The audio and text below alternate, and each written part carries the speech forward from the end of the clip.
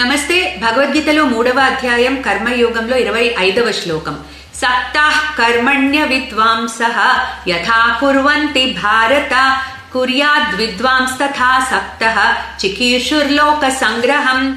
So ఈ శ్లోకంలో భగవానుడు అవిద్వాంసుడు పని ఎలా చేస్తాడు, విద్వాంసుడు పని ఎలా చేస్తాడు, కర్మ ఎలా చేస్తాడో చెప్తున్నారు. సో ఫస్ట్ లైన్ లో అవిద్వాంసుడు గురించి చెప్తున్నారు. అంటే ఎవరైతే ఆసక్తితో పని చేస్తారో, అంటే సెల్ఫిష్నెస్ తో పని చేస్తారు, వాళ్ళకి అవిద్వాంసుడు అని చెప్తున్నారు. ఎవరైతే డిజైర్స్ తో, కోరికతో, సెల్ఫిష్నెస్ తో కర్మలు చేస్తారో వాళ్ళని అవిద్వాంసుడు అని చెప్తున్నారు.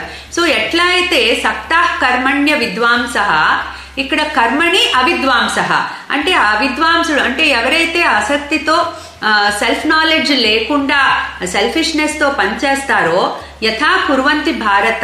సో వాడి సెల్ఫిష్నెస్ కోసం కర్మని పర్ఫెక్ట్ గా చేస్తాడు కర్మ చేస్తాడు, కాకపోతే పర్ఫెక్ట్ గా చక్కగా చేసుకుంటాడు. వాడికి ఏం కావాలో దాన్ని సాధించడం కోసం చేస్తాడు.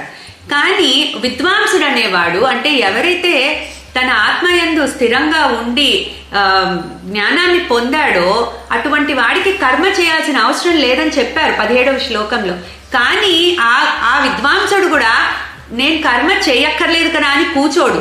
అతను ఎట్లా పని చేస్తాడంటే ఆసక్తి లేకుండా చికీర్షుర్లోక సంగ్రహం అంటే లోకహితం కోసం పనిచేస్తాడు. అటువంటి వాడేంటి, నేను ఈ లోకానికి ఏదో ఒకటి ఇవ్వాలి అన్న పాయింట్ మాత్రం మర్చిపోడు. ఆయనకి కర్మ చేయాల్సిన అవసరం లేదు, ఎందుకంటే ఆయన ఆ అల్టిమేట్ ఆత్మ జ్ఞానాన్ని పొందాడు. కానీ అతను కర్మ చేస్తూనే ఉంటాడు. ఎందుకు? లోకహితం కోసం.